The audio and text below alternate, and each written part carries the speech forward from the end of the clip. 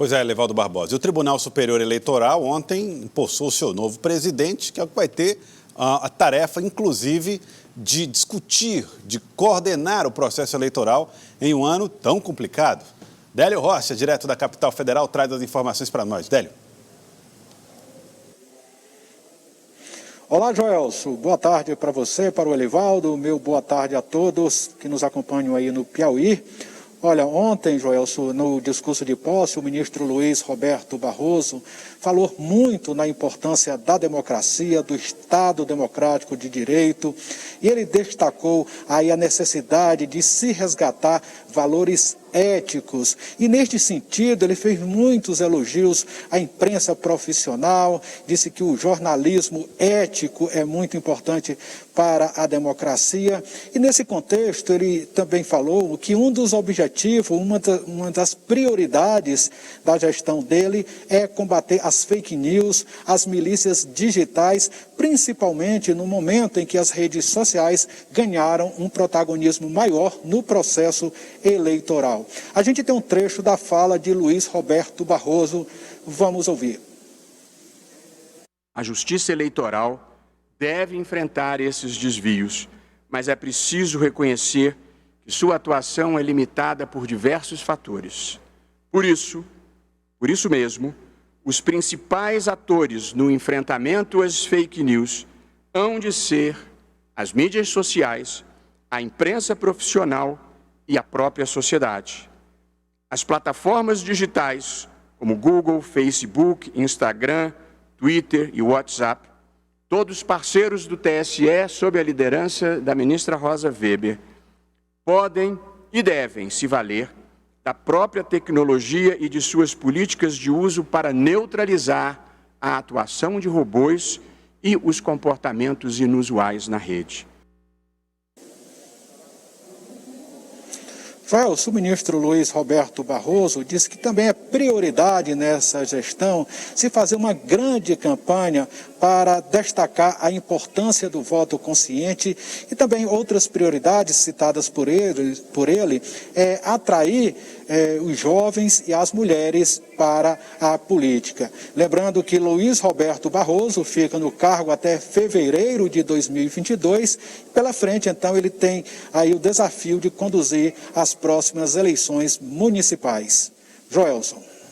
Délio, e hoje teve a operação da Polícia Federal no Rio de Janeiro, até a casa do governador Witzel chegou a ser alvo dessa operação, Délio?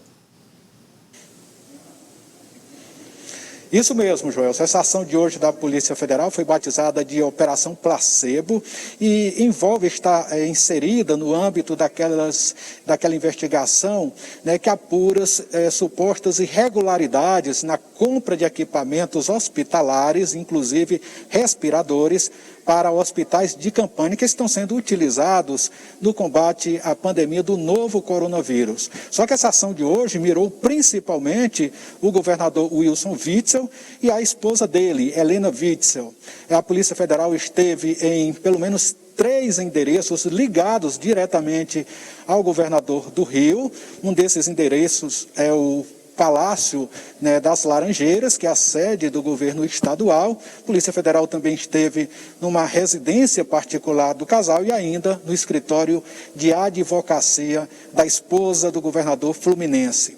Conforme o Ministério Público Federal, Wilson Witzel é suspeito, Joelson, em alguns crimes, crime de corrupção ativa e passiva, peculato, lavagem de dinheiro e organização criminosa.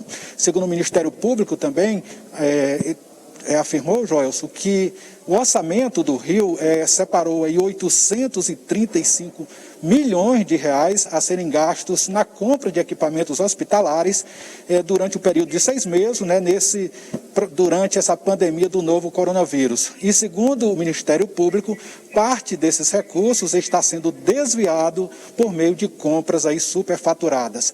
Hoje pela manhã, nas redes sociais, o governador do Rio, Wilson Witzel, negou qualquer irregularidade dele, né, na compra de equipamentos, e ele também insinuou que o governo federal pode estar por trás desta operação. Ele diz que essa operação de hoje oficializa a atuação do presidente Jair Bolsonaro, a interferência do presidente na Polícia Federal. E ele também reclamou que parlamentares ligados ao governo e tenham tido aí, com antecedência, acesso à informação sobre esta operação.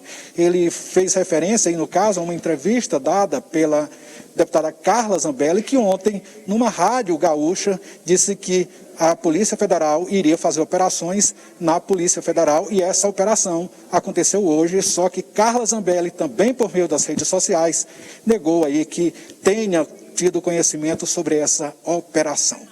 Joelson. Certo, obrigado, Délio Rocha. Muito obrigado pelas informações aqui no Jornal do Piauí. Elivaldo, portanto, ganha um outro contorno, né? A Polícia Federal, que é uma instituição de extrema credibilidade, mas diante dessas confusões e polêmicas, acaba levantando essas questões sobre um eventual uso político, que eu, pessoalmente, não creio. Eu também não, Joel. Acho que a Polícia Federal não faria isso. Não. Seria, no caso aí, a tendência bolsonarista da PF. Bom, mas esse caso aí do Rio de Janeiro, ele é bem relevante. Longe da gente, né, Joel? Ficávamos aqui no achismo, que isso pode ser, quem está certo, quem está errado, quem vai dizer é o inquérito. Sim. Agora, pelo contexto em que a operação foi realizada, há dois caminhos. O caminho de ser realmente uma perseguição política, porque Wilson Witzel é considerado estrume pelo presidente Jair Bolsonaro, todos sabem que a situação deles é a pior possível da relação, então é uma relação insustentável, pode ser o braço político da perseguição ao governador do Rio. Pode ser também a verdade. E em sendo a verdade, pelo amor de Deus, o Rio de Janeiro deixa de ser uma terra normal, porque lá já teve uma governadora, garotinho, presa, um governador, garotinho, já foi preso, Pezão, preso, Sérgio Cabral, preso. Se o Wilson Witzel cair nessa mesma seara, eu vou propor que o Rio de Janeiro seja incorporado ou a São Paulo ou ao Espírito Santo. Tem que acabar com esse negócio, Joelson. Tá, é tão grave a situação no Rio de Janeiro, Elivaldo Barbosa, realmente muitos escândalos em sequência envolvendo governadores do Rio. Elivaldo, muito obrigado pela sua participação hoje. Até amanhã, então.